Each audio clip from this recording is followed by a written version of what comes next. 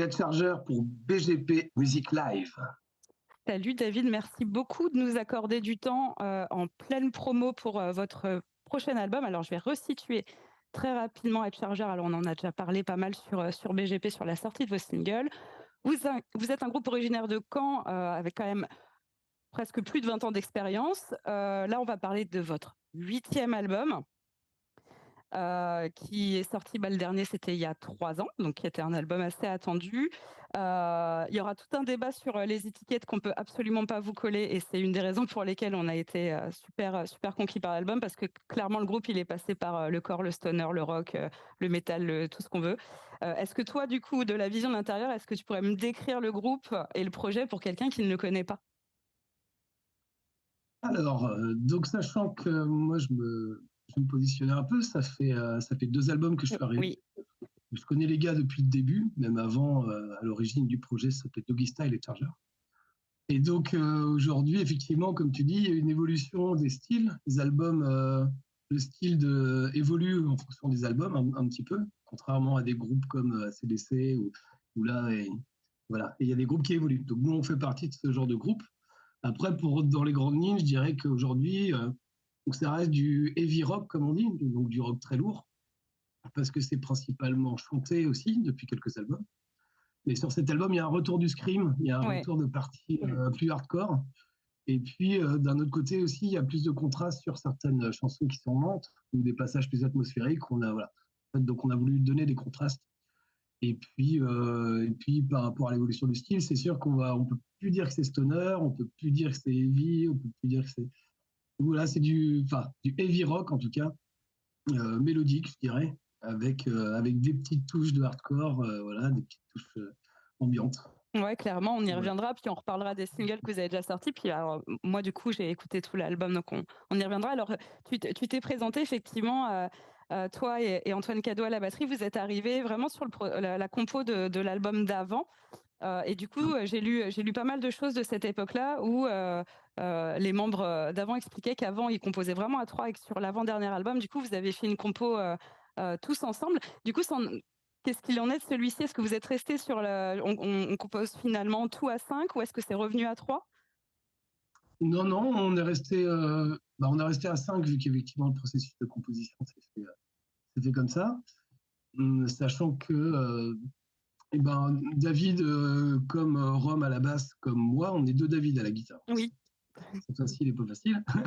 Et donc c'est vrai que nous, en fait, on compose des bases de morceaux, on va dire, plusieurs parties avec une batterie c'est sur ordinateur. Hein. Moi, je suis à distance des gars, j'habite à 1 heure, je suis dans le manche. Et puis, à partir de ce principe-là, Seb essaie de poser des voix pour voir si ça peut devenir une chanson. En fait, c'est un peu l'idée aussi. Et puis ensuite, effectivement, Antoine travaille. Il travaille entre eux son logiciel de programmation et beaucoup sa batterie pour pour faire des allers-retours. C'est vrai que les outils numériques aujourd'hui permettent des choses qui n'étaient pas pratiques avant. Quoi. Se voir en direct ou couper les bandes quand on se trompait sur l'enregistrement. Là, c'est vrai que pour travailler chez soi, c'est beaucoup plus simple. Donc voilà, donc on a fait comme ça. Pareil, on a essayé d'approfondir quand même les choses, quoi. Après, il y a des méthodes un petit peu différentes. Je ne sais pas si c'est intéressant ou quoi de rentrer dans le détail, mais pourquoi pas? Moi, par exemple, il y a deux chansons que j'ai composées. En fait, je n'ai pas composé des parties, j'ai composé quasiment tout le titre, en fait, la structure et tout. Et à partir du moment où c'est parti avec Seb et que ça fonctionnait bien, après, on a réarrangé aussi. Hein. Il y a la structure du morceau, des atmosphères. David qui a, je dirais, un talent que je n'ai pas en termes de soliste, d'arrangement et tout ça. Donc voilà, c'est vraiment quand même un travail à 5 qui est... Oui, qui est resté du coup par rapport au dernier. Voilà, c'est un peu le même principe, sauf que effectivement, sur les derniers, on apprenait à se connaître. Oui. Parce que de nouveaux membres dans un groupe, même si on se connaît de loin, ça n'a rien. Hein, quand on rentre dans un groupe, on fait partie de la famille, quoi. Ouais, clairement, ouais. Surtout un groupe qui a 20 ans, qui avait 17 ans de carrière à l'époque, effectivement. Mais c'était assez surprenant justement d'entendre que vous étiez déjà dans le processus de compo dès votre arrivée, etc. Et donc c'est intéressant de voir que que là du coup c'est votre premier total ensemble, en ayant appris à vous connaître, en ayant fait du live ensemble. Donc vraiment l'aboutissement de ce groupe-là. Du coup, j'ai des questions sur l'album en lui-même. Donc c'est Sway dont on parle qui sort vendredi, donc le 13 septembre, suivant quand vous regarderez cette interview. Déjà, ma première question, elle est toute bête, mais il n'y a pas de chanson éponyme. Alors pourquoi le titre de cet album? Ah, alors, Sway, donc ça veut dire vaciller. Oui, Voilà, donc pour moi, en fait, pour le regarder sur un plan large, on va dire, c'est comme une quête philosophique. ouais, C'est-à-dire que tout ce qui symbolise la pochette, c'est ça. Les chemins qui se croisent, les cristaux, c'est les différentes étapes de vie d'une étoile. Et puis le cristal, c'est aussi un minéral dans lequel bon, il y a des mystiques qui voient dans les boules de cristal quand même. Donc, on voit la connotation que suggère le symbole du cristal. Et puis, euh, et puis donc, le vacillement, bah, c'est effectivement quand on est sur une quête initiatique, bah, on se pose beaucoup de questions, c'est le doute. Et puis, c'est aussi cette histoire de vibration, tout vibre. Donc voilà, c'est pour montrer une certaine douceur, aussi une fragilité. ouais. Le chargeur impose quelque chose voilà, de dur. Et il y a ce différentiel avec Sway qui symbolise le vacillement de chacun. Ouais, bah justement, tu commences à aborder un peu les thèmes. Alors, le dernier album que vous aviez fait, il était vraiment hyper perso, basé sur des expériences plutôt pas très sympathiques. Voilà, les messages étaient très axés là-dessus, même si au niveau de la compo, vous aviez essayé de rendre ça un peu plus universel, mais on sait que c'était basé sur du perso assez lourd. Là, en règle générale, l'album, il veut passer quel message aussi ou quelle thématique, hein, pas forcément un message d'ailleurs. Bah, c'est ça que je dirais en fait, la thématique, c'est le questionnement, Ouais, en général. l'interrogation en général, et puis ce rapport à la quête philosophique ou alchimique, quoi, en fait, c'est-à-dire de se transmuter un peu, de s'élever, quoi. Donc, c'est ce qu'on fait avec le groupe et c'est ce qu'on essaie de transmettre aussi à travers la musique et quelque chose de beau, on va dire, même s'il y a du Oui, script. Il y en a ouais, eu. effectivement, mais ça, c'est justement, vous avez sorti dans vos singles quelque chose que je trouve assez représentatif de ce que tu es en train de raconter sur le fond de l'album. Donc, c'est le deuxième single, Against the Storm, qui est déjà très représentatif déjà du mélange des genres que vous êtes capable de faire, qui est un morceau extrêmement lent, très éthéré à des moments, et qui est à la fois très, très, très lourd, vraiment dans sa compo, dans les riffs, dans le scream parfois. Euh, et, euh, et justement, est-ce que le choix des pistes, parce que vraiment en l'écoutant les unes après les autres, alors déjà la chose qui ressort, c'est qu'il n'y a pas de pistes qui se ressemblent. Très clairement, c'est un vrai patchwork. Effectivement, il y a du growl, mais il est vraiment disséminé. Est-ce que vous avez choisi l'ordre des pistes pour avoir une structure particulière? En tout cas, à l'écoute, c'est l'impression que ça donne. Bah oui, tout à fait. C'est vrai que les chansons ne se ressemblent pas, donc il y a différentes Non. dynamiques. Et l'idée qu'on écoute un album, c'est quand même de plonger l'auditeur Ouais, dans, dans, dans différentes dynamiques qui font qu'en fait, il n'y a pas d'épuisement non plus. C'est-à-dire, nous, on ne fait pas du punk hardcore où c'est ça, on continue. Voilà. L'idée, c'est que il y a des dynamiques, mais quand ça devient trop intense, et ben, on apaise derrière. Et quelque part, en fait, c'est un peu ce qu'on travaille aussi sur cette liste live. oui, Voilà, il y a des morceaux très différents les uns les autres. L'idée, c'est à un moment, quand il y a une grosse intensité, je dirais deux ou trois morceaux très chargés.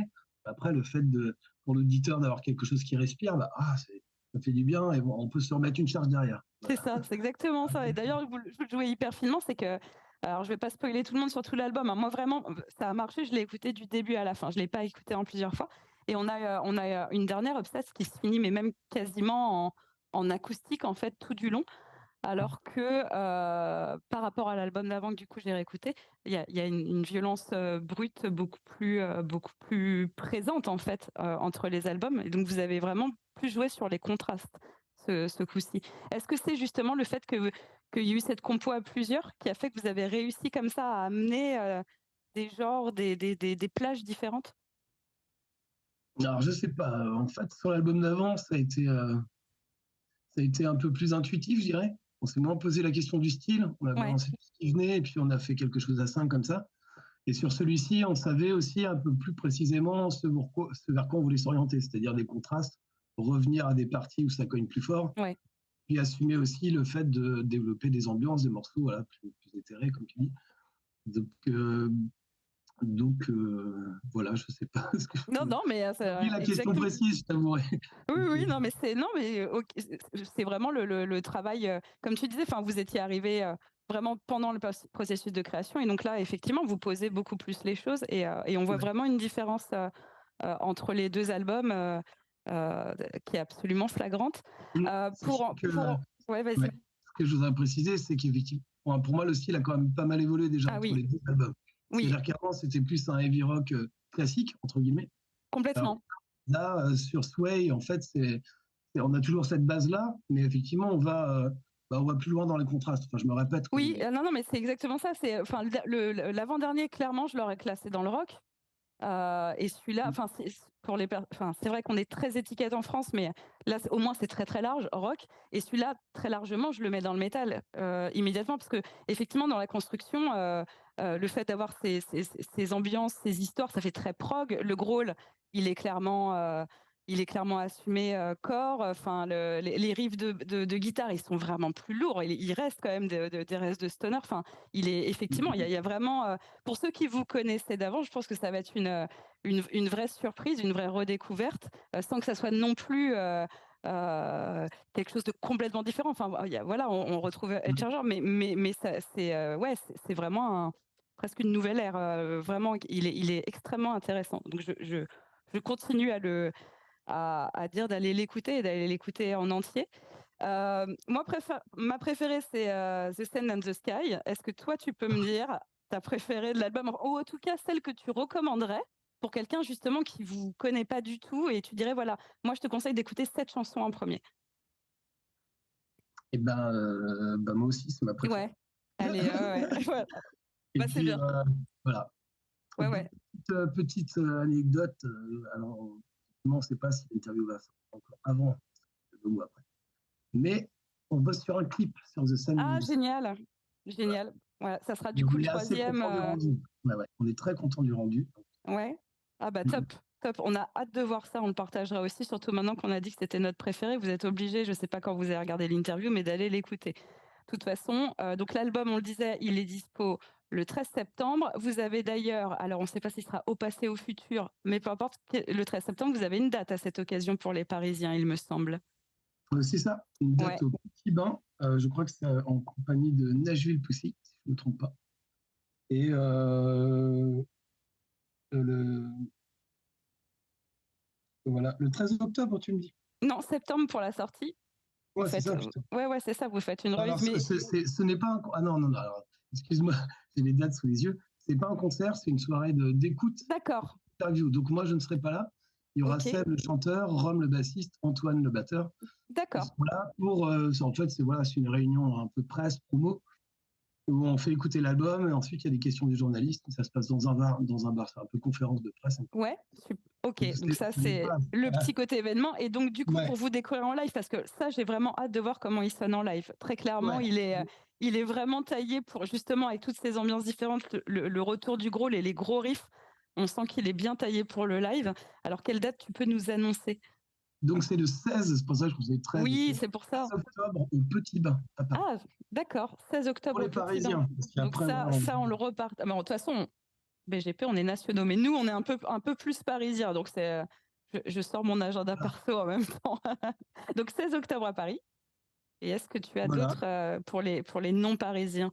Ah bah, bien sûr, alors le 20 septembre, on est en Suisse, au Bikini. Le 21, on est à Belfort. Le 5 octobre, on est à Saint-Just pour un festival, le Justin Fest. Ah oui, Le 11 octobre, on est à Rezé. Le 12 octobre, on est à Montluçon. Le 16, Paris. Le 17, Chambéry. Le 18, Viviers. Le 25, 26, on joue aussi à Rouen et Liège. Le 31 octobre, c'est chez nous, c'est à Hérouville-Saint-Clair. oui. Voilà, on fait une résidence la semaine prochaine justement pour préparer le set. Et ensuite, il y a novembre, Verneuil, et le 10 novembre, le premier, et le 10 novembre à l'Est-Neuvin, dans le bled de ma mère. Vous allez bien vous balader là, bien le Voilà. défendre sur les prochains mois. On remettra bien évidemment les dates et on les partage au fur et à mesure. Du coup, j'espère que on vous croisera au Petit Bain, je note bien, le 16 octobre. Du coup, comme c'est la tradition, je vais te laisser le mot de la fin qui peut être n'importe quoi. J'ai tout eu. Donc, ça peut être ce que Ok. tu veux. Alors, J'ai eu des chansons, un j'ai seul eu tout mot eu. ou une phrase Non, ça peut être une phrase, j'ai eu des poèmes, j'ai eu des chansons, j'ai eu plein de choses. Ok. Oui, en fait, je suis pas habitué à faire ça. Je sais pas trop quoi dire. Je sais, c'est vraiment j'aimerais pas qu'on me le fasse. Eh ben, comment dire? Bah, je vous incite vivement, messieurs, dames, à venir écouter ce qu'on a fait. Effectivement, l'idée, c'est de surprendre. C'est pour ça que dans l'album à l'autre, on essaie de varier les plaisirs. Et sur cet album, on est particulièrement fiers de toutes les ambiances et de tout ce retour d'énergie. Effectivement, c'est un groupe qui a 20 ans, mais ce qu'on voulait montrer aussi, c'est que la fougue, on l'a encore, quoi. On a du poil blanc, mais on est encore jeune dans nos têtes. Bah, merci beaucoup David, on vous le recommande aussi. On a été vraiment très agréablement surpris et à chaque single c'était le cas et encore plus pour, j'ai eu la chance d'avoir l'écoute intégrale moi avant tout le monde. Donc allez, comme on le dit d'habitude, allez écouter nos artistes, allez les voir en live surtout. Faites des retours, commentez leur réseau, abonnez-vous, c'est comme ça qu'on fait vivre le métal en France et qu'on remercie les artistes pour leur musique. Et moi je te remercie beaucoup encore une fois du temps que tu as pris pour répondre à cette interview.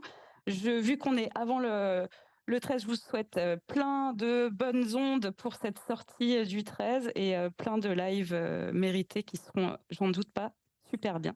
Merci encore David et puis bonjour aux autres. Et, Merci à toi, merci à BGP Musique Live et ben, au plaisir en vrai. Bah oui, à bientôt sur BGP. Merci.